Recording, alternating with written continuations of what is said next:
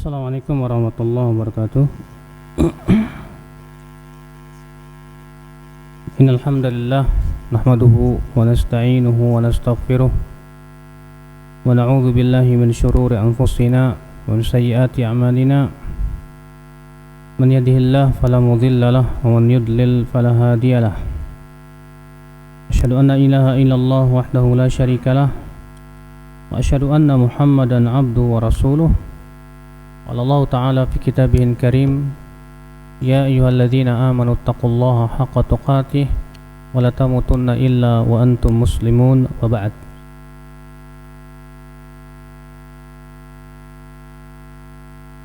Ayo ikhwah, kita lanjutkan kajian kita silsilah al-ahadits as-sahihah. Hadis 1064. Hadis yang dikeluarkan oleh Imam Bukhari dalam At-Tarikhul Kabir, Ibnu Majah, Imam Ahmad, Ibnu Abi Syaibah, Ibnu Ma'in. Dari hadis Abdullah bin Sa'id bin Abi Hind dari Muhammad bin Abdullah bin Amr bin Uthman dari ibunya yaitu Fatimah bintul Husain dari Ibnu Abbas secara marfu bahwa Rasulullah SAW bersabda, la tudimun nazar ilal majzumin. Jangan kamu terus menerus melihat kepada orang yang terkena penyakit judam, kusta. Syekh Albani berkata sanad ini hasan insyaallah. Perawinya semuanya thiqat kecuali Muhammad bin Abdullah ini. Ia dianggap thiqah oleh Imam Nasa'i. Dan Imam Bukhari berkata la yakad yutaba fi hadithihi, hampir-hampir tidak dimutabaat dalam hadisnya. Sementara Ibnu Hajar berkata ia seorang yang saduq. Dan hadis ini mempunyai syahid yang dikeluarkan oleh Imam Abdullah bin Ahmad, di mana dan juga dikeluarkan Abu Ya'la dalam musnadnya dan Ibnu Asakir dari Al-Faraj bin Fadalah, dari Abdullah bin Amir, dari Abdullah bin Amr bin Uthman, dari ibunya Fatimah bintu Husain, dari Husain dari ayahnya itu Ali bin Abi Thalib. Dan ini sanad yang lemah karena Al-Faraj bin Fadalah dan gurunya yaitu Abdullah, ya keduanya lemah. Maka tetapi setidaknya hadis ini ya mengangkat derajat yang tadi. Selain itu hadisnya juga mempunyai syahid yang lain dari hadis Mu'adz bin Jabal secara marfu. Ya. Maka dengan beberapa jalan ini bisa naik kepada sahih.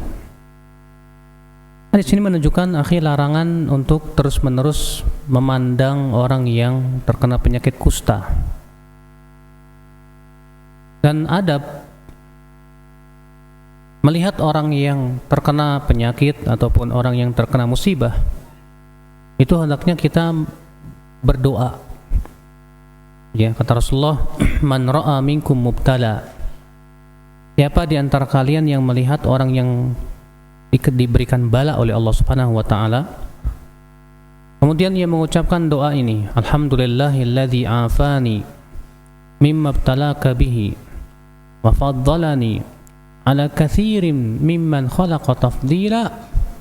Ya, segala puji bagi Allah yang telah menyelamatkan aku dari musibah yang menimpamu itu dan memberikan kepada aku karunia di atas makhluk-makhluknya, maka ia tidak akan terkena musibah yang sama insyaallah.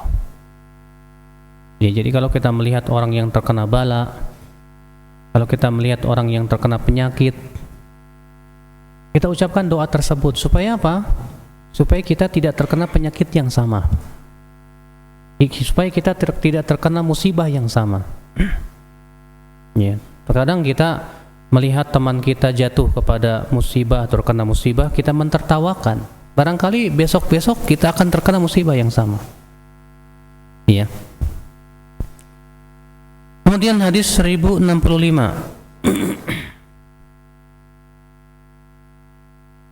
Hadis yang dikeluarkan Ibnu Wahab dalam Jami'nya. Ia berkata, haddatsani Ibnu Lahiyah dari Ayyash bin Abbas dari Abu Husain dari Fadalah bin Ubaid al-Ansari, sahabat Nabi SAW, bahwa beliau bersabda, "Man raddathu at-tayrah faqad qarafa syirka." Siapa yang ditolak oleh tatayur, maka ia telah melakukan kesyirikan. Maksudnya ditolak oleh tatayur gimana? Maksudnya gini, antum misalnya mau pergi safar gitu ya, terus antum dengar suara toke, wah ini pertanda buruk kayaknya saya ini, jangan-jangan saya celaka nanti. Akhirnya antum gara-gara itu nggak jadi safar, maka kata Rasulullah, berarti dia telah berbuat syirik. Ya. Wa akhbara bihi al-Laits, dan al-Laits bin Sa'ad juga mengabarkan dari Ayyash bin Abbas, dari Imran bin Abdurrahman bin Syarahbil bin Hasanah, dari Abu Kharrash al-Himyari, dari Fadalah bin Ubaid. Dan Ibnu Lahiyah juga mengabarkan kepadaku dari Abdullah bin Hubairah, dari Abu Abdurrahman al-Mu'afiri, dari Abdullah bin Amr bin al-As, yang sama dengannya. Maka sanad-sanad ini ya semuanya sahih ya akhul Islam, azakumullah. Perawi-perawinya semuanya thiqat ya. Hadis ini menunjukkan ya akhul Islam haramnya tatayur. Apa sih tatayur? Tatayur itu artinya menganggap sial kepada burung atau hari atau angka ya. Misalnya kita menganggap angka 4 itu sial, atau angka 13 sial, atau hari Rabu sial, atau kalau mendengar suara burung hantu, wah ini bakalan datang kesialan. Maka yang seperti ini adalah syirik, kata para ulama. Nah, kewajiban kita apa? Kita tolak. Kalau misalnya kita mau pergi safar, kemudian terjadi sesuatu, terkadang kita, kok begini ya, ada suara ini, ada begini, ada begitu, jangan-jangan gitu kan. Akhirnya kita menganggap sial dengan perkara-perkara seperti ini. Maka ini termasuk syirik. Ini tidak diperkenankan ya akhul Islam, azakumullah. Sikap kita terhadap hal seperti itu apa? Sudah, tetap kita safar. Kalau ternyata qadarullah celaka juga, itu bukan karena hal-hal seperti itu. Saya pernah menceritakan mungkin kepada antum ya, ada seorang syekh di Afrika, dia sengaja ingin menyelisihi masyarakat yang punya keyakinan bahwa safar di hari Sabtu itu katanya nggak boleh, bisa mendatangkan kesialan. Makanya dia safar hari Sabtu. Dia sudah diperingatkan sama kepala kampung, kamu jangan safar hari Sabtu, nanti kamu sial. Ternyata qadarullah celaka. Ya. Setelah sembuh, kembali dia berazam mau safar hari Sabtu. Celaka lagi. Setelah sembuh, azam lagi mau safar hari Sabtu. Celaka lagi. Sampai lebih dari 12 kali celaka terus, Pak. Tapi subhanallah si syekh ini tetap kuat keyakinannya. Maka setelah 13 atau 14 kali, setelah itu nggak pernah celaka lagi. Setannya udah kecapean. Iya. Nah, ini ya akhul Islam, kewajiban kita adalah untuk menyelisih masyarakat. Rasulullah SAW menikah di bulan Syawal, ya nggak? Kenapa Rasulullah SAW menikah di bulan Syawal? Karena masyarakat punya keyakinan di masyarakat jahiliyah tidak boleh menikah di bulan Syawal. Katanya kalau menikah bulan Syawal, ya khawatir akan timbul kesialan, begini dan begitu. Maka Rasulullah SAW menyelisih. Maka Rasulullah SAW pun menikah di bulan Syawal. Iya. Maka kalau antum tinggal di sebuah masyarakat yang punya keyakinan nggak boleh beraktivitas di hari Rabu misalnya, antum justru aktivitas di hari Rabu. Iya. Selisih mereka. Karena yang memberikan kesialan hanyalah Allah Subhanahu wa ta'ala. Hadis selanjutnya, hadis 1066. Hadis yang diriwayatkan oleh Ibnu Wahab dalam Al-Jami' dan Muslim dalam sahihnya, demikian pula Abu Dawud dari jalan Muawiyah bin Salih dari Abdurrahman bin Jubair dari ayahnya dari Auf bin Malik Al-Asy'a'i. Ia berkata, kunna narqa fil jahiliyah, dahulu kami di masa jahiliyah suka melakukan ruqyah. Faqulna ya Rasulullah, kaifa tara fi dzalika? Lalu kami berkata, wahai Rasulullah, bagaimana pendapatmu tentang itu? Kata Rasulullah, i'ridu alayya ruqakum, coba perlihatkan kepadaku ruqyah-ruqyah kalian. La ba'sa birruqa ma lam yakun fihi syirkun, tidak apa-apa ruqyah selama tidak terdapat padanya kesyirikan. Hadis ini menunjukkan ya akhwat Islam azakumullah disyariatkannya ruqyah. Apa sih ruqyah itu, Pak? Ruqyah itu kalau diterjemahkan ke bahasa Indonesia jampi-jampi ya. Di mana ya akhwat Islam ruqyah itu ada dua macam. Ada ruqyah syar'iyah, ruqyah yang sesuai dengan syariat, dan ada ruqyah yang tidak sesuai dengan syariat. Apa itu ruqyah syar'iyah? Yang itu memenuhi syarat-syaratnya. Kata Al-Hafidz Ibnu Hajar Al-Asqalani ya dalam Fathul Bari di jilid 10 halaman 237 bahwa para ulama bersepakat syarat ruqyah itu ada 3. Yang pertama yaitu hendaknya menggunakan kalamullah atau menggunakan nama-nama dan sifat-sifat Allah Subhanahu wa taala.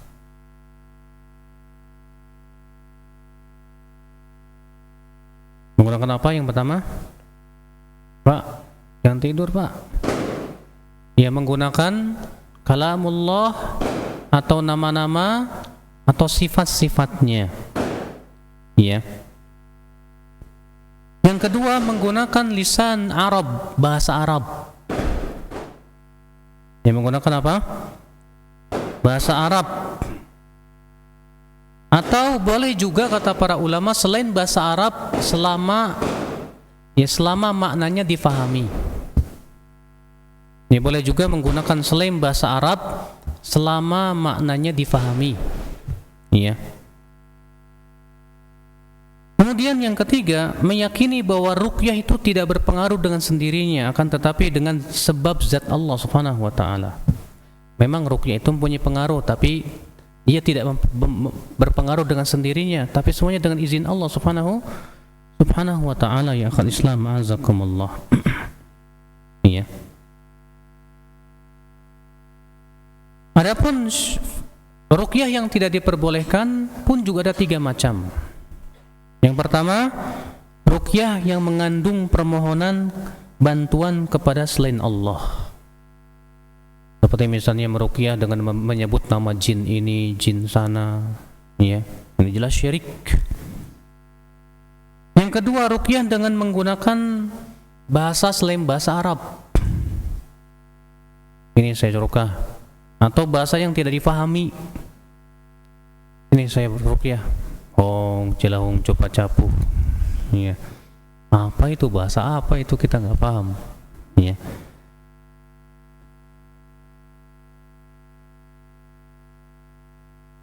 Kemudian ikhwatul Islam azakumullah, yang ketiga, ruqyah yang diyakini bahwa ruqyah itu bisa menyembuhkan dengan sendirinya. Padahal yang menyembuhkan hanyalah Allah Subhanahu wa taala.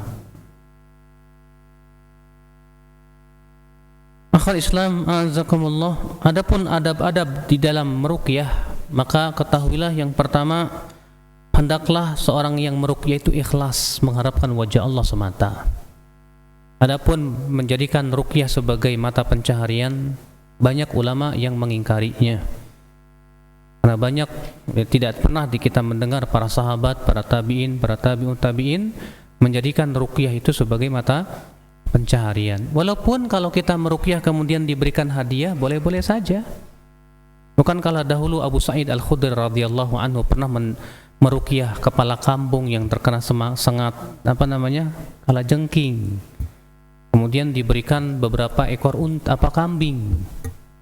Kemudian setelah itu mereka datang kepada Rasulullah dan melaporkan kejadian itu. Apa kata Rasulullah? Ya, inna ahaqqa ma akhadtum alaihi ajra kitabullah. Sesungguhnya yang paling berhak untuk kalian ambil ya upah itu adalah dari kitabullah jalla wa ala. Itu boleh-boleh saja ya akhul Islam, azakumullah. Adab yang kedua, hendaklah orang yang meruqyah itu mempunyai ilmu syariat tentang ruqyah. Dia tahu ini ruqyah yang boleh, ini disyariatkan. Demikian pula ia tahu tata cara yang sesuai syariat dengan yang tidak. Ya. Terkadang orang tukang ruqyah itu bikin ayat-ayat sendiri yang dianggap ini ayat yang paling mujarab. Nah, kemudian dia menentukan sendiri ayatnya, ya hadisnya, dengan punya keyakinan bahwa ini punya keutamaan tertentu, kehebatan tertentu dengan tanpa dalil dan hujah. Maka ini ya jangan sampai kemudian membuat cara-cara sendiri yang tidak pernah disyariatkan oleh Allah dan Rasulnya. Kemudian yang ketiga adabnya adalah tujuannya adalah memberikan manfaat untuk orang lain. Ya, orang yang ingin meruqyah hendaklah niatkan untuk memberikan manfaat untuk orang lain. Akhul Islam, azakumullah wa iyyakum. Ya. Kemudian di antara adab meruqyah menghindari dosa dan fitnah-fitnah seperti meruqyah akhwat yang bukan mahram. Ya, berdua-duaan di ruqyah. Ini tidak dibenarkan ya akhwat Islam, azakumullah. Ya akhwat Islam, azakumullah. Nah ini ya akhi hal-hal yang perlu diperhatikan dalam masalah meruqyah. Kita lanjutkan. Kata Rasulullah, "I'ridu alayya ruqakum." Perlihatkan kepadaku ruqyah-ruqyah kalian. Tidak mengapa ruqyah selama tidak mengandung kesyirikan. Ini menunjukkan bahwa ruqyah itu tidak harus dari Al-Quran dan hadis. Kenapa? Karena sahabat ini mengatakan, "Wahai Rasulullah, kami dahulu ya suka meruqyah di masa jahiliyah. Bagaimana pendapat engkau wahai Rasulullah?" Atau Rasulullah, "Coba perlihatkan ruqyah itu kepadaku." Tidak apa-apa selama tidak mengandung kesyirikan. Berarti itu menunjukkan bahwa ruqyah itu tidak harus dari Al-Quran dan hadis Nabi SAW. Berupa doa-doa yang baik dengan bahasa Arab, boleh, silakan. Ya, itu tidak mengapa. Wallahu a'lam. Hadis 1067. Hadis yang dikeluarkan oleh Ibnu Majah, Ibnu Adi dalam Al-Kamil, Ad-Daraqutni, Al-Hakim, Al-Khatib dari jalan Al-Harith bin Imran Al-Ja'fari dari Hisham bin Urwah dari ayahnya dari Aisyah, semoga Allah meridainya, secara marfu bahwa Rasulullah SAW bersabda, "Takhayyaru linutfikum fankihul akfa wa ankihu ilaihim." Pilihlah ya untuk sperma kalian itu wanita-wanita yang baik. Maksudnya untuk supaya kalian dapat keturunan-keturunan yang baik itu carilah istri-istri yang baik, ya. Nikahilah yang satu kufu. Satu kufu itu apa ya? Kufu bahasa Indonesia apa sih? Sekufu gitu loh. Apa sekufu itu sih? Sederajat lah ya. Dan nikahkan kepada mereka. Kemudian Al-Hakim meriwayatkan juga dari jalan Ikrimah bin Ibrahim dari Hisham bin Urwah dengannya. Dan Al-Hakim berkata sahihul isnad. Akan tetapi Adz-Dzahabi berkata, bagaimana dikatakan sahih sementara di dalamnya ada Al-Harith, dia muttaham, tertuduh, dan Ikrimah dilemahkan oleh para ulama. Syekh Al-Albani berkata dari jalan yang pertama tadi disebutkan oleh Ibnu Abi Hatim dalam Al-Ilal, di mana Abu Hatim berkata hadis ini tidak ada asalnya. di mana telah meriwayatkannya Mindil dan juga dan ayahku berkata Al-Harith seorang yang lemah dan hadisnya mungkar. Syekh Albani berkata Al-Khatib menyebutkan jalan-jalan yang lain dari Hisham. Kemudian Al-Khatib berkata semua jalan-jalannya lemah. Dan Abu Mikdam Al-Hisham bin Ziyad meriwayatkannya juga dari Hisham bin Urwah dari ayahnya dari Nabi SAW secara mursal, dan itu lebih mendekati kebenaran. Lalu Al-Hafidh Ibnu Hajar berkata dalam kitab At-Talkhis, poros hadis ini ada pada perawi-perawi yang lemah, di mana mereka meriwayatkan dari Hisham. Di antaranya yang lemah itu Salih bin Musa At-Talhi, Al-Harith bin Imran Al-Ja'fari, dan ia adalah Hasan, kata Al-Hafidh Ibnu Hajar. Dan beliau juga berkata dalam Fathul Bari, dikeluarkan oleh Abu Nuaim dari hadis Umar juga, dan di dalam sanadnya ada pembicaraan, ya, namun sanad-sanadnya saling menguatkan. Dan hadis ini juga diriwayatkan dengan tambahan padanya ada kemungkaran, ya. Maka beliau memasukkan tambahan itu dalam silsilah ahadits dhaifah. Kemudian saya menemukan mutabaah yang lain dikeluarkan oleh Ibnu Asakir dalam Tarikh Dimashq dari beberapa jalan dari Abu Bakar Ahmad bin Al-Qasim. Ia berkata haddatsana akhbarana Abu Zur'ah qala haddatsana Abu Nadhr qala haddatsana Al-Hakam bin Hisham qala haddatsani Hisham bin Urwah dengannya. Aku berkata sanad ini hasan, perawinya thiqat, perawi tahdib. Ya, selain Ahmad bin Al-Qasim, ya At-Tamimi disebutkan biografinya oleh Ibnu Asakir dan diriwayatkan dari Abdul Aziz Al-Kinani bahwa ia mengatakan ia seorang yang thiqah. Ya. Sehingga kata beliau dengan jalan-jalan tadi hadis ini sahih dengan tanpa ragu lagi. Hadis ini akhal Islam menunjukkan hendaknya orang yang ingin mencari istri pilih istri-istri yang baik, yang solehat, yang akhlaknya baik, ya. Supaya apa? Supaya kita pun punya anak-anak yang bisa apa? Dididik dengan baik. Iya. Sebagaimana sabda Rasulullah SAW, tunkahul mar'atu li arba. Wanita itu dinikahi karena 4. Karena yang pertama apa? Karena kecantikan. Yang kedua apa? Karena kekayaan. Yang ketiga apa? Karena keturunannya yang bangsawan. Yang keempat apa? Karena agamanya. Kemudian beliau bersabda apa? Fadfar bidzatid din taribat yadak. Ya, pilihlah oleh kamu yang punya agama, yang punya akhlak. Niscaya kamu akan beruntung, kata Rasulullah SAW. Ya. Nah itu ya akhul Islam a'azakumullah. Tetap ya, walaupun bagaimana masalah agama itu yang paling penting. Tapi kalau misalnya antum gak selera karena jelek, ya terserah antum gitu loh. Ketika antum nazar, bagus sih akhwatnya bagus, tapi saya kurang serok sama wajahnya. Kenapa? Ya gitu deh kata antum. Ya udah kalau antum gak serok nggak usah. Karena kan Rasulullah mengatakan undur ilaiha, lihat. Ya, kalau antum nggak seret kenapa harus cari yang lain? Tapi juga antum jangan punya syarat Bukhari, akhi. Maunya yang kayak artis, ya, cantik, putih, tinggi. Antum sendiri di bawah 5. Alah. Hadis ini juga menunjukkan akhwat Islam hendaklah suami mencari pasangan itu yang sekufu. Terjadi perselisihan para ulama apa yang dimaksud dengan kufu itu. Namun kata Syekh Albani rahimahullah, dan ini pendapat Imam Malik, bahwa kufu itu al-kafa'ah innama huwa fid din wal khuluq faqat. Bahwa kufu itu hanya dalam agama dan akhlak saja. Maka kalau tidak sekufu dalam agama dan akhlak, jangan. Ya. Yang satu fasik, yang satu soleh, jangan. Iya. Nah, bagaimana Ustadz kalau misalnya istrinya orang kaya, suaminya orang kere? Sebagian ulama mengatakan nggak boleh karena nggak sekufu.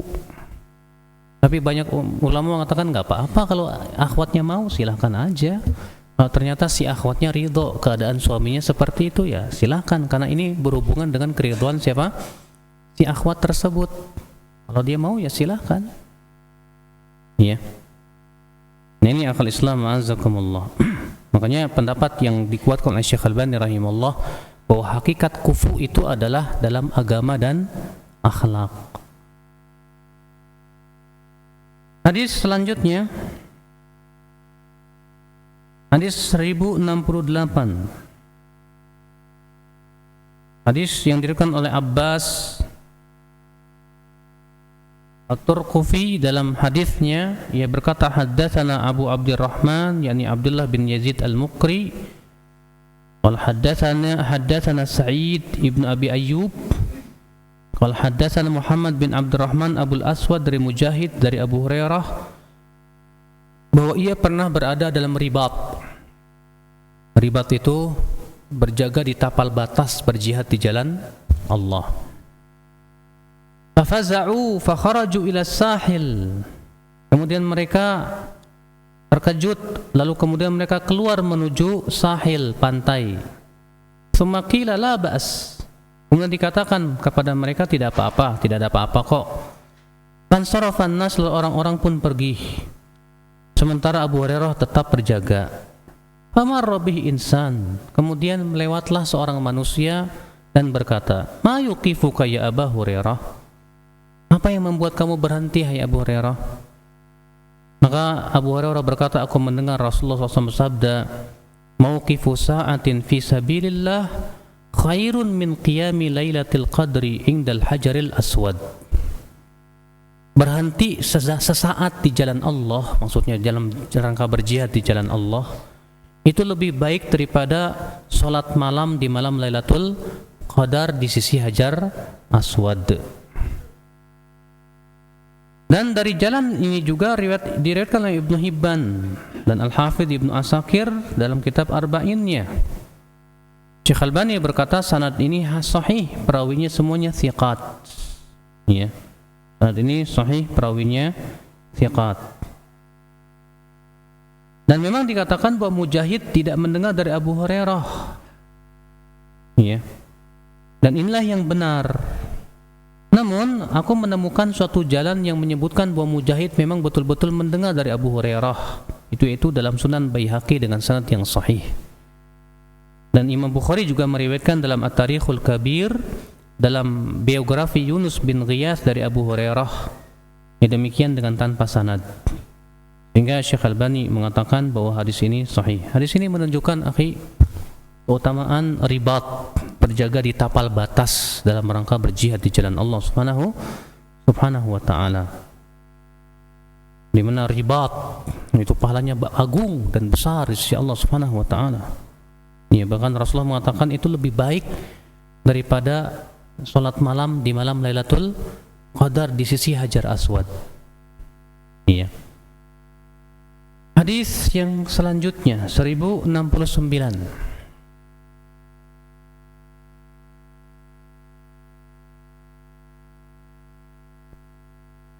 Hadis yang dikeluarkan oleh Imam At-Tayalisi dan Ahmad dari jalan Syu'bah dari Qatadah, ia berkata, aku mendengar Hilal Al-Muzani atau Al-Mazini menceritakan dari hadis Abu Hurairah secara marfu. Wa Rasulullah SAW bersabda, inna hadhil habbata sauda shifa'un min kulli da'in illa sam. Sesungguhnya habbah sauda itu penyembuh segala obat segala penyakit kecuali kematian. Kata Syekh Al-Albani sanadnya sahih, perawinya thiqat. Ya. Dan hadis ini mempunyai jalan-jalan yang lainnya, di mana hadis ini mempunyai syahid juga dari hadis hadis Aisyah dikeluarkan oleh Imam Bukhari dan Ibnu Majah. Ya. Ia berkata dari Khalid bin Sa'id, ia berkata, kharajna, kami keluar bersama Ghalib bin Abjar, lalu ia pun sakit di tengah jalan. Dan ketika kami telah sampai ke kota Madinah, ia masih sakit, Kemudian ia dikunjungi oleh Ibnu Atiq. Maka ia berkata kepada kami, hendaklah kalian menggunakan habas sauda. Ambil darinya 5 atau 7. Ya, kemudian ya hendaklah direbus ya. Kemudian airnya itu ya ininya diteteskan ke hidung. Beberapa tetes ya. Kemudian setelah itu ternyata dia pun sembuh. Hadis ini menunjukkan ya akhwat Islam keutamaan habbah sauda. Tapi ternyata habbah sauda itu macam-macam. Kata Abu Muhammad, habbah sauda Indonesia khasiatnya beda dengan habbah sauda Saudi sana.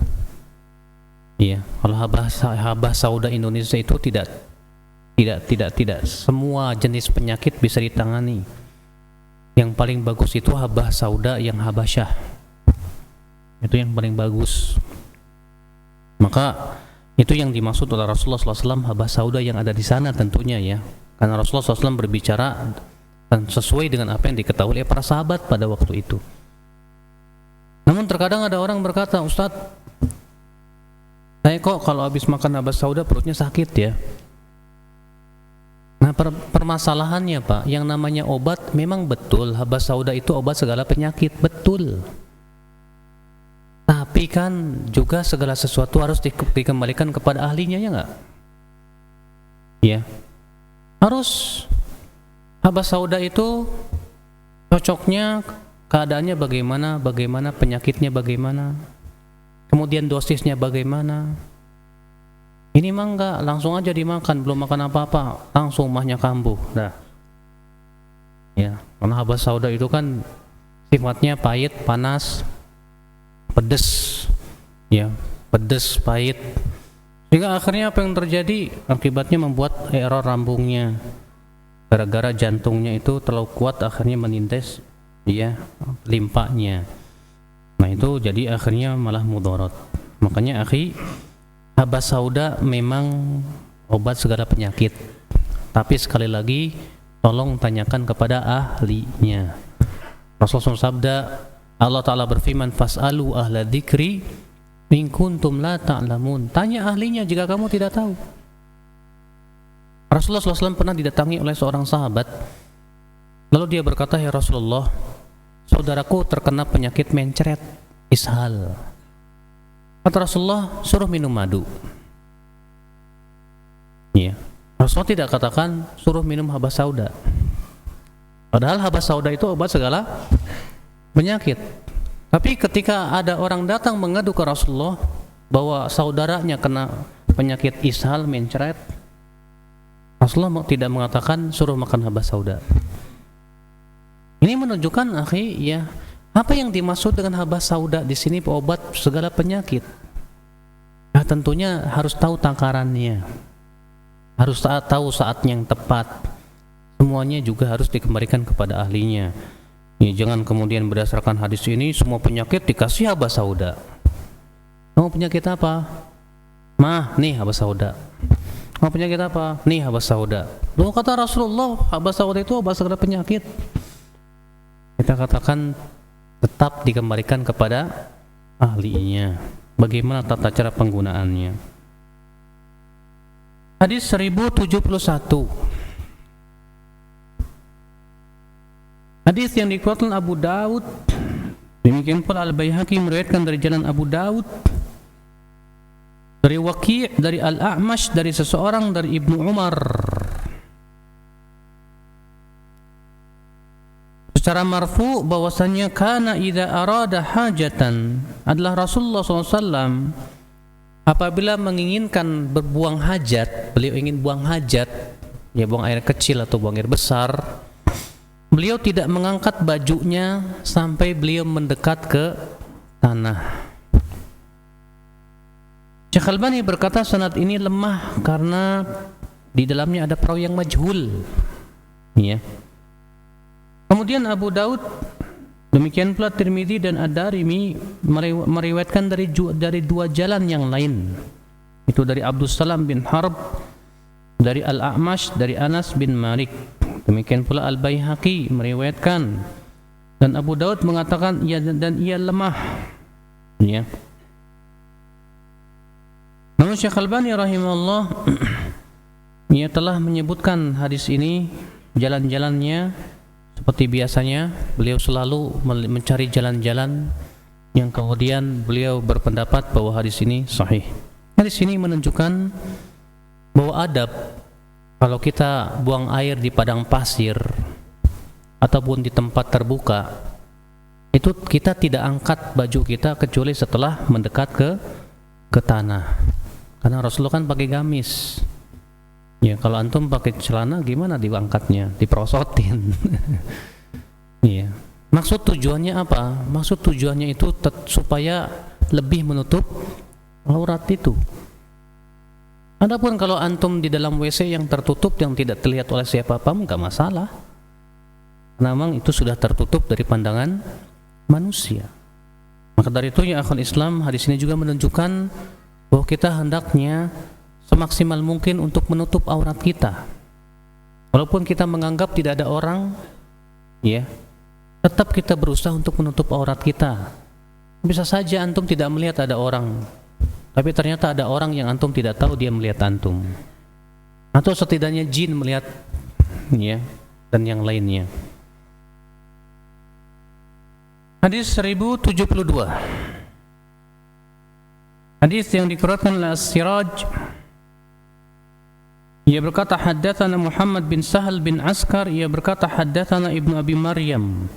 Qala haddatsana Nafi' bin Umar dari Amr bin Dinar dari Abdullah bin Umar secara marfu bahwasanya Rasulullah SAW kana yadhhabu li hajatihi ilal mughammas. Allah Rasulullah SAW pergi untuk buang hajat ke sebuah tempat namanya mughammas. Nafi berkata mughammas itu sekitar 2 mil atau 3 mil dari Mekah. Ya. Dan disebutkan dalam kitab Mu'jamul Buldan, mughammas itu sekitar 2/3 farsakh dari Mekah. Dan bahwa itu tempat yang tertutup, tidak terlihat oleh siapapun juga. Hadis ini menunjukkan akhwat Islam, ya, hendaknya kita buang air itu mencari tempat yang tertutup, di mana aurat kita tidak terlihat. Dan ini juga menunjukkan, ya, kita hendaknya semangat atau berusaha bersungguh-sungguh jangan sampai aurat kita itu terlihat oleh manusia atau orang lain. Wallahu a'lam. Hadis 1072. Hadis yang dikeluarkan oleh Tabrani dalam Al-Awsat. Ia berkata haddatsana Ibrahim qala haddatsana Abdurrahman bin Salam qala haddatsana Daud bin Abdurrahman Al-Attar dari Hisham bin Hassan dari Muhammad bin Sirin dari Uthman bin Abil As Al-Thaqafi dari Nabi sallallahu alaihi wasallam bahwa beliau bersabda, tuftahu abwabus sama nisful lail.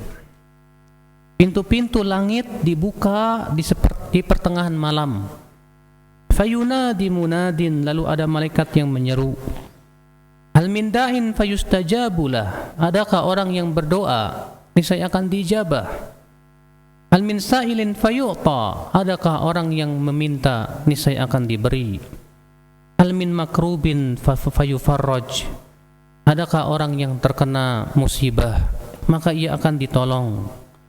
Fala yabqa muslimun yad'u bida'watin illa istajaballahu azza wa jalla lah.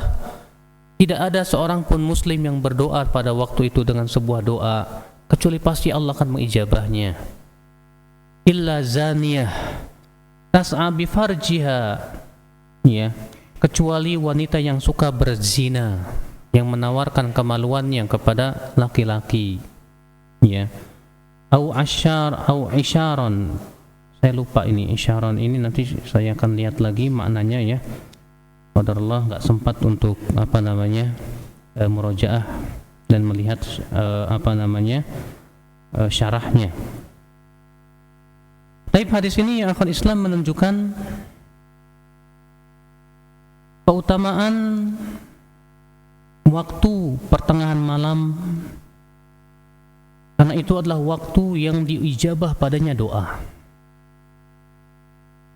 terutama yaitu pada sepertiga malam.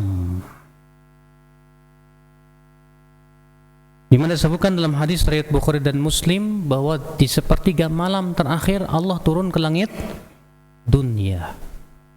Iya. Di mana kemudian Allah Subhanahu wa taala berfirman, "Hal min da'in?" Adakah hambaku yang berdoa, niscaya aku akan kabulkan doanya. Adakah hambaku yang memohon ampun kepadaku, niscaya aku akan ampuni dosanya. Adakah hambaku yang meminta, niscaya aku akan kabulkan doanya. Maka ya akhi, ya, waktu di sepertiga malam, di pertengahan malam ini waktu yang sangat dijabah sekali. Maka pada waktu itu ya akhi, kita berusaha semaksimal mungkin ya untuk kita banyak-banyak berdoa pada waktu itu, banyak-banyak bermunajat pada waktu itu. Apalagi akhi ya yang disebut dengan salat malam. Di mana salat malam itu ya akhi azakumullah ya adalah merupakan salat yang sering disebut oleh Allah dalam Al-Qur'an. Tidak ada salat sunnah yang paling banyak Allah sebutkan dalam Al-Qur'an kecuali apa? Salat malam. Maka dari itu ya akhi ya, kita semaksimal mungkin untuk selalu menjaga salat malam kita. Bahkan Rasulullah SAW saja kalau beliau tidak sempat salat malam, beliau mengqadanya di waktu duha. Pernah suatu malam Rasulullah SAW tidak bisa salat malam ya.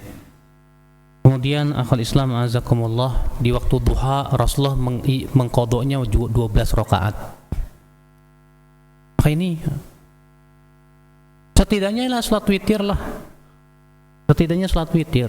Kata Imam Ahmad ya, ketika beliau ditanya tentang orang yang suka meninggalkan salat malam. Yang orang yang suka meninggalkan apa? Salat witir. Apa kata Imam Ahmad? Dzaka rajulun su. Itu orang yang buruk. Yaitu orang yang buruk, akhul Islam azakumullah. Bahkan ya akhi, tidak ada salat sunnah yang paling banyak keutamaannya kecuali salat malam.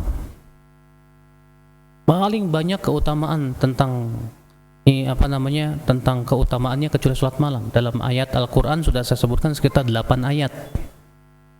Belum lagi dalam hadis-hadis Nabi SAW banyak sekali. Ya, di antaranya yang pertama bahwa salat malam itu menggugurkan dosa. Di antaranya yang kedua bahwa salat malam itu kebiasaan orang-orang soleh sebelum kita. Di antaranya yang ketiga, salat malam itu ya akhul Islam azakumullah ya, itu akan menjadikan kita lebih semangat di pagi hari. Di antaranya salat malam itu akhi menyebabkan lepasnya ikatan-ikatan setan di kepala kita. Rasulullah, idza nama ahadukum fa inna syaitan yaqidu ala qafiyati ra'sihi thalatha uqad. Apabila seseorang sedang tidur, maka setan akan mengikat kepalanya berapa kali ikat? 3 kali ikat. Ya, di setiap ikatan itu setan akan meniup sambil berkata, "Nam alaika lailun tawil." Tidurlah, malam masih panjang. Fa in istayqadha wa dzakarallah in halat uqdah. Kalau ia bangun kemudian berzikir kepada Allah, terlepas satu ikatan. Kalau ia pergi berwudu, terlepas satu ikatan. Kalau ia pergi sholat, terlepas satu ikatan. Ya. Maka kemudian kata Rasulullah, fa asbaha nasyitan thayyiban nafs. Maka pada waktu itu di pagi hari ia dalam keadaan semangat dan jiwanya baik. Wa illa, kalau tidak demikian kata Rasulullah apa? Khabithan nafsi kaslan, jiwanya buruk dan malas. Makanya orang yang tidak pernah sholat tahajud itu lebih malas dibandingkan dengan orang yang sholat tahajud. Ya. Maka dari itu ya akhul Islam azakumullah ya, kita berusaha semaksimal mungkin untuk selalu menjaga salat malam kita. Hadis ini juga menunjukkan ya akhul Islam azakumullah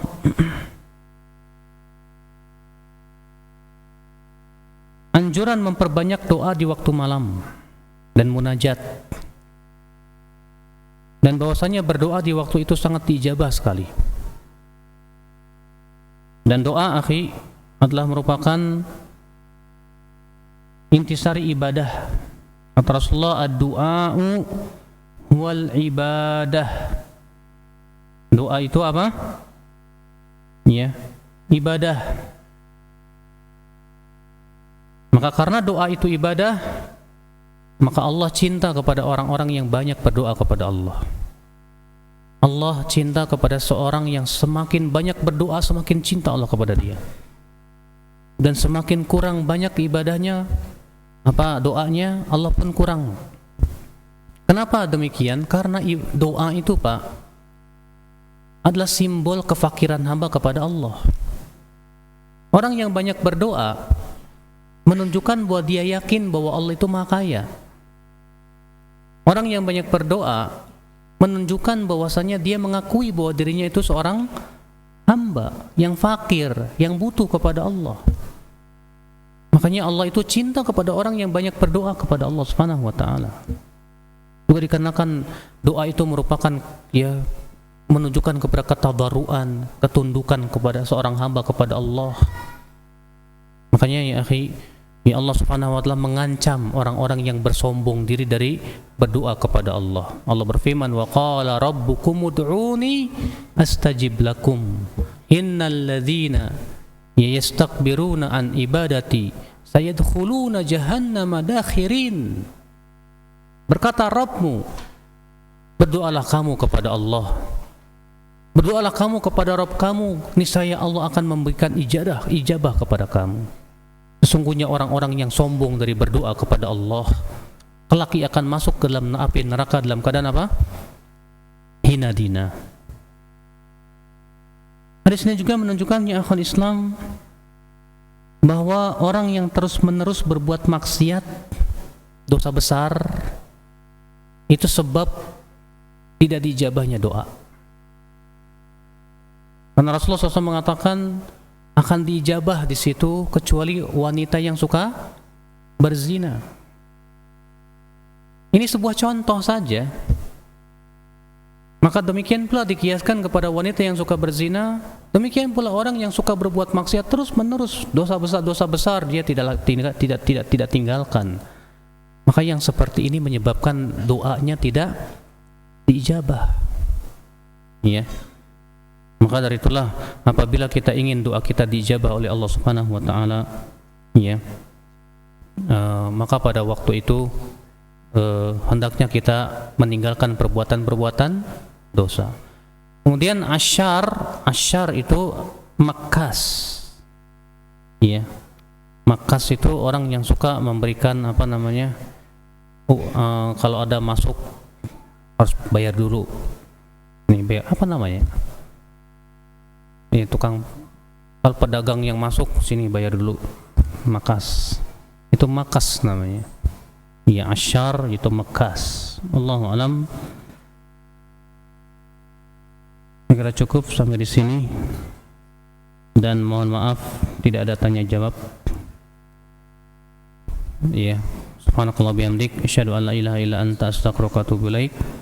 Wabillahi taufik. Wassalamualaikum warahmatullahi wabarakatuh.